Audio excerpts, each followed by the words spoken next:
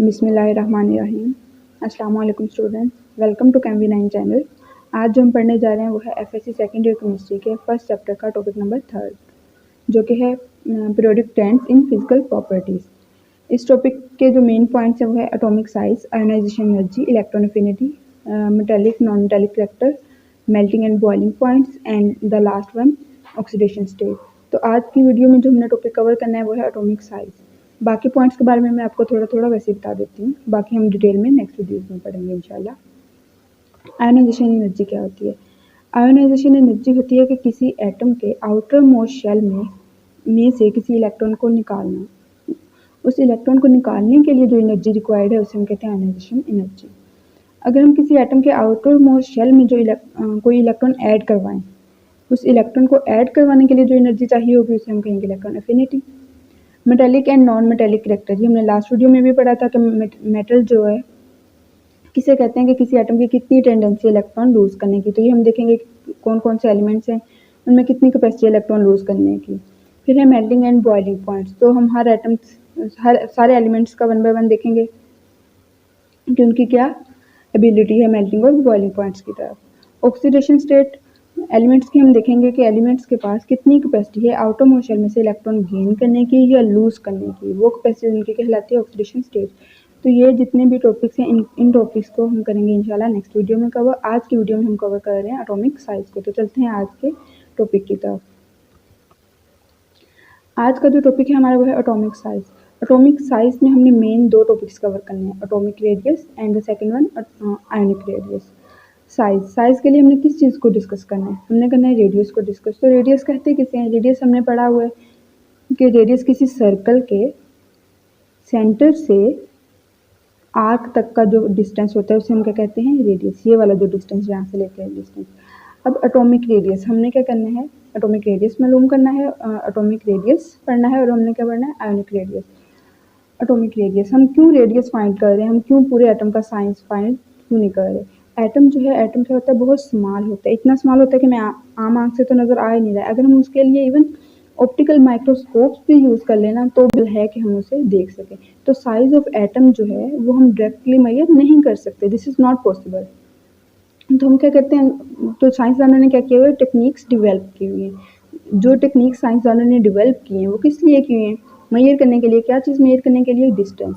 जो हम distance measure करते हैं हम वो एक एटम का मेजर नहीं कर सकते। तो जो डिस्टेंस मेजर किया जाता है वो 2 बाउंडेड एटम का एक न्यूक्लियस से दूसरे न्यूक्लियस का जो सेंट्रल डिस्टेंस बनता है उस डिस्टेंस को क्या किया जाता है? मेजर किया जाता है।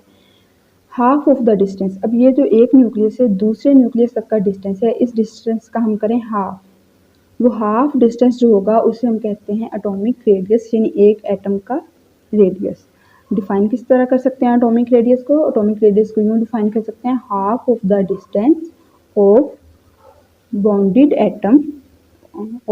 एटम उसे हम क्या कहेंगे? Atomic radius. अब हमने देखना है trend in periodic table. Periodic table के बारे में हमने लास्ट लेक्चर में पढ़ा था। हमने पढ़ा था ग्रुप किसे कहते हैं? Top to bottom.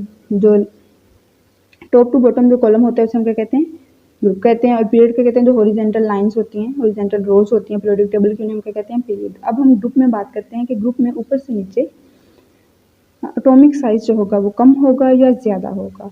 तो हमें पता है ग्रुप में, हमें यहाँ पे देखिए साफ नजर आ रहा है हाइड्रोजन लिखा हुआ है, फिर लिथियम और फिर सोडियम। हाइड्रोजन के आटोमोस्ट शेल कितने होते हैं? 1। लिथियम के आटोमोस्ट शेल कितने होते हैं? 2। सोडियम के कितने होते हैं आटोमोस्ट शेल? 3। तो जब नंबर ऑफ शेल्स इंक्रीज हो रहे हैं तो ऑटोमेटिकली एटम का साइज इंक्रीज होगा। अगर हाइड्रोजन है, इसका 1 शेल है तो ये साइज में छोटा है। लिथियम के 2 शेल हैं तो इसके पास इलेक्ट्रॉन्स भी ज़्यादा हैं। इलेक्ट्रॉन्स ज़्यादा होने की क्या वजह है? क्योंकि हमें पता है पीरियोडिक टेबल ऊपर से नीचे को किस तरह अरेंज किया गया है? एटॉमिक नंबर्स के इंक्रीजिंग ऑर्डर पे, असेंडिंग ऑर्डर में। तो मेन रीज़न क्या है ग्रुप में ट्रेंड की इंक्रीज होने की एटॉमिक साइज के? वो रीज़न ये है कि एटॉमिक नंबर इंक्रीज होता है, नंबर ऑफ शेल्स भी इंक्रीज होते हैं ऊपर से नीचे। अब हम चलते हैं पीरियड में। पीरियड में क्या होता है?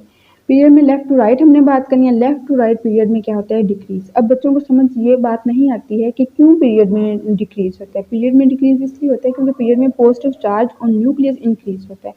अब समझने वाली बात है कि पॉजिटिव चार्ज कहाँ से आ गया, पॉजिटिव चार्ज क्यों इंक्रीज हो रहा है। Electron in shell pulled closer to nucleus, जो हमारे पास आउटर मोस्ट शेल के अंदर इलेक्ट्रॉन्स होंगे वो न्यूक्लियस की तरफ खींचे जाएंगे। क्यों खींचे जाएंगे? क्योंकि यहाँ पे देखें, ये है पोटाशियम, ये एक सीरीज लिखी, थर्ड पीरियड लिखा हुआ है, थर्ड पीरियड के एलिमेंट्स लिखे हुए हैं। अगर हम पोटाशियम की बात करें तो पोटाशियम का जो आउटर मोस्ट शेल होता है उसमें होता है एक इलेक्ट्रॉन, डी ऑर्बिटल।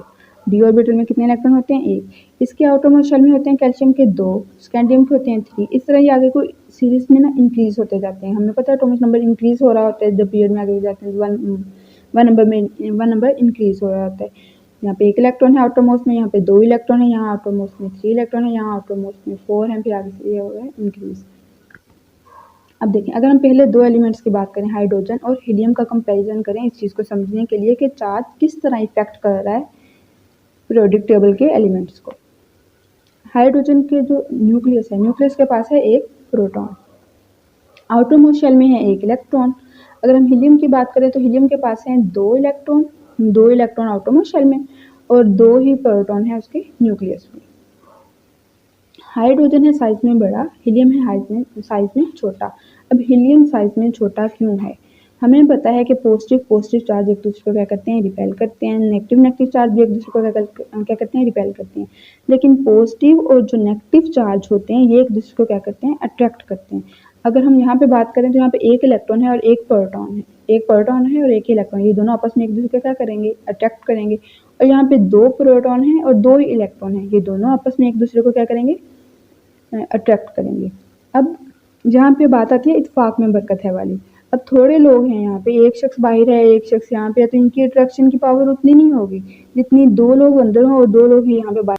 जैसे कि हमें पता है कि पॉजिटिव चार्ज जो होता है वो पॉजिटिव को क्या करता है? अट्रैक्ट। जैसे कि हमें पता है कि पॉजिटिव चार्ज को क्या करता है? रिपेल करता है, और नेगेटिव चार्ज को क्या करता है? रिपेल करता है। जबकि पॉजिटिव और नेगेटिव चार्ज जो होते हैं वो एक दूसरे को क्या करते हैं? अट्रैक्ट करते हैं। अगर हम हाइड्रोजन और हीलियम की बात करें तो हाइड्रोजन में भी हमने देखा है यहाँ पे कितने इलेक्ट्रॉन्स हैं? एक आउटर मोस्ट शेल में क्या है? इलेक्ट्रॉन है और एक ही प्रोटॉन है। तो एक इलेक्ट्रॉन की एक प्रोटॉन के लिए होगी तो अट्रैक्शन ही, लेकिन वो अट्रैक्शन क्या होगी? कम होगी। अगर हम हीलियम के लिए बात करेंगे तो हीलियम के पास न्यूक्लियस में कितने प्रोटॉन हैं? 2 प्रोटॉन हैं, जबकि आउटर मोस्ट शेल में कितने इलेक्ट्रॉन हैं? 2 इलेक्ट्रॉन हैं। तो 2 इलेक्ट्रॉन की 2 प्रोटॉन के लिए जो कशिश होगी वो क्या होगी? अट्रैक्शन जो होगी वो क्या होगी? ज़्यादा होगी। तो जब यहाँ पे अट्रैक्शन ज़्यादा होगी तो 2 इलेक्ट्रॉन न्यूक्लियस की तरफ क्या हो जाएंगे? पुल हो जाएंगे। जब वो न्यूक्लियस की तरफ पुल होंगे तो बाहर वाला जो शेल है वो श्रिंक हो जाएगा, साइज में क्या हो जाएगा? छोटा हो जाएगा। तो हाइड्रोजन साइज में क्या होगा? बड़ा होगा, जबकि हीलियम क्या होगा? साइज में छोटा होगा। तो हम कह सकते हैं कि हम एक पीरियड में जब लेफ्ट टू राइट मूव करते हैं तो क्या होता है? साइज में क्या होता है? डिक्रीज होता है। अब जो साइज में डिक्रीज होने वाला फैक्टर है ये रिमार्केबल है in long periods. Long period में क्यों ये रिमार्केबल है? क्योंकि लॉन्ग पीरियड में हमारे पास डी और एफ शेल इन्वॉल्व हो जाते हैं। इनके इन्वॉल्व होने से होता क्या है? इनके इन्वॉल्व होने से होता है ये देखिए, ये जो एलिमेंट्स लिखे हुए हैं ये डी शेल के लिखे हुए हैं, तो हम क्लियरली हमें ये डिफरेंस नज़र आ रहा है। यहाँ पे स्कैंडियम से आयरन तक जाते हुए ये क्लियरली डिफरेंस नज़र आ रहा है। तो इसलिए इनमें क्या होता है? ये ट्रेंड डिक्रीज होने का रिमार्केबल है। अब हम देखते हैं कि लैंथेनाइट कॉन्ट्रैक्शन क्या होता है, जो कि अक्सर शॉर्ट क्वेश्चन आया हुआ होता है। लैंथेनाइट कॉन्ट्रैक्शन कहते हैं जो लैंथेनाइट सीरीज हमने पढ़ी थी, एफ ब्लॉक एलिमेंट्स होते हैं, जो फर्स्ट सीरीज है लैंथेनाइट से जो स्टार्ट होती है, लैंथेनम से जो स्टार्ट होती है, हम कहते हैं लैंथेनाइट सीरीज। लैंथेनाइट सीरीज में भी यही होता है, ग्रेजुअल डिक्रीज होता है साइज में, एटॉमिक साइज में। तो ग्रेजुअल रिडक्शन जो साइज में होती है उसे हम क्या कहते हैं? लैंथेनाइट कॉन्ट्रैक्शन कहते हैं। Reduction in the size of lanthanides is significant. हमने पढ़ा था कि लैंथेनाइट कहाँ से स्टार्ट होते हैं? 57 एटॉमिक नंबर से स्टार्ट होकर कहाँ तक जाते हैं? 71 तक। अब हम देख लेते हैं दूसरा सब टॉपिक जो कि है आयोनिक रेडियस। जैसे कि हमने एटॉमिक रेडियस को डिफाइन किया है, वो क्या था? हाफ ऑफ द डिस्टेंस था न्यूक्लियस से न्यूक्लियस तक का जो डिस्टेंस था उसका। अगर हम आयोनिक रेडियस की बात करेंगे तो वो भी half of the distance of बेयरली touching each other ions. अभी एक आयन है, दूसरा आयन है, ये बेयरली टच कर रहे हैं एक दूसरे को। इसके न्यूक्लियस से इसके न्यूक्लियस तक का जो फासला है अगर हम उसका हाफ कर लें तो वो हमारे पास क्या आ जाएगा? एक आयन का रेडियस आ जाएगा आयनिक रेडियस में। अब हम देख लेते हैं कि आयन कहते किसे हैं। हमने पढ़ा हुआ है कि आयन एक ऐसी स्पीशी को कहते हैं जो या तो इलेक्ट्रॉन लूज कर चुकी हो या इलेक्ट्रॉन गेन कर चुकी है। अगर न्यूट्रल एटम इलेक्ट्रॉन लूज कर दे, कितने इलेक्ट्रॉन लूज कर दे, 1 इलेक्ट्रॉन या फिर नंबर ऑफ इलेक्ट्रॉन्स, तो 1 इलेक्ट्रॉन या नंबर ऑफ इलेक्ट्रॉन्स जो भी वो लूज करे उससे वो क्या बनेगा, कैटायन बनेगा। और कैटायन के ऊपर कौन सा चार्ज होता है, पॉजिटिव चार्ज होता है। अब हमने देखना ये है कि एक एटम है, उसने इलेक्ट्रॉन लूज कर दिया, वो कैटायन बन गया है। क्या कैटायन बनने से उसका जो साइज था उसके ऊपर कोई इफेक्ट पड़ा है या नहीं पड़ा है, तो उसका साइज जो होता है वो क्या हो जाता है, डिक्रीज हो जाता है। अब डिक्रीज होने की वजह क्या है, पहली वजह यह है कि loose of outermost shell. अगर हम सोडियम की ही बात कर लें तो सोडियम के पास होते हैं 3 शेल, के, एल एंड एम। जो एम शेल होता है उसमें इसके पास कितने इलेक्ट्रॉन होते हैं, एक ही इलेक्ट्रॉन होता है, जो कि ये क्या कर देता है, लूज कर देता है, जिससे ये बन जाता है कैटायन। जब ये आउटर मोस्ट शेल को ही लूज कर देगा तो नंबर ऑफ शेल्स कम हो गए। जब नंबर ऑफ शेल्स कम हो गए तो ऑटोमेटिकली एक एटम का साइज क्या हो जाएगा, डिक्रीज हो जाएगा। दूसरी रीजन एक ये भी है कि removal of electron cause imbalance in proton electron ratio, electron drawn closer to nucleus. अब यहाँ पे आउटर मोस्ट शेल का जो इलेक्ट्रॉन था, थर्ड शेल का जो इलेक्ट्रॉन था, वो क्या हो गया, निकल चुका है। तो अब ये जो जितने इलेक्ट्रॉन रह गए 1 और 2 जो शेल में इलेक्ट्रॉन है, वो इलेक्ट्रॉन सारे के सारे किस तरफ अट्रैक्ट हो रहे हैं, प्रोटॉन्स की तरफ, अंदर वाले न्यूक्लियस के अंदर जो प्रोटॉन्स है, जिसकी वजह से क्या होगा, वो अंदर की तरफ खींचे जाएंगे, शेल्स का साइज क्या हो जाएगा, कम हो जाएगा। तो ये भी एक फैक्टर है कि जिसकी वजह से अगर हम पेरेंट एटम की बजाय आयन की बात करें तो उसका साइज क्या हो जाएगा, डिक्रीज हो जाएगा।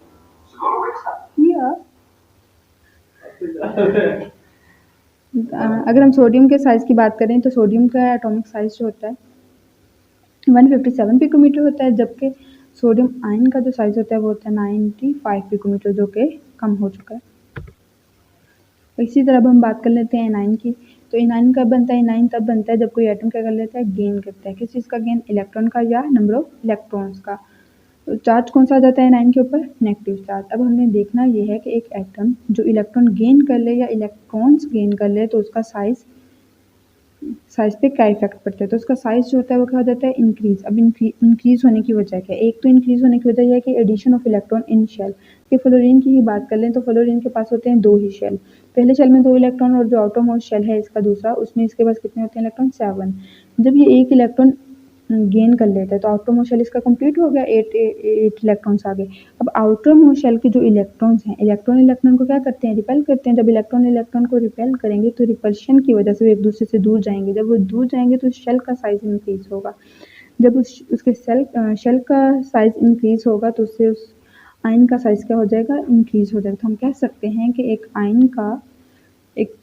एनाइन का जो साइज होता है वो उसके पेरेंट एटम से क्या होता है, ज़्यादा होता है। तो फ्लोरीन का ये देख लें 72 पिकोमीटर इसका साइज होता है जब ये एटॉमिक फॉर्म में होता है, लेकिन अगर ये आयनिक फॉर्म में देखा जाए तो इसका साइज कितना है, 136 पिकोमीटर, जो कि इससे ज़्यादा है।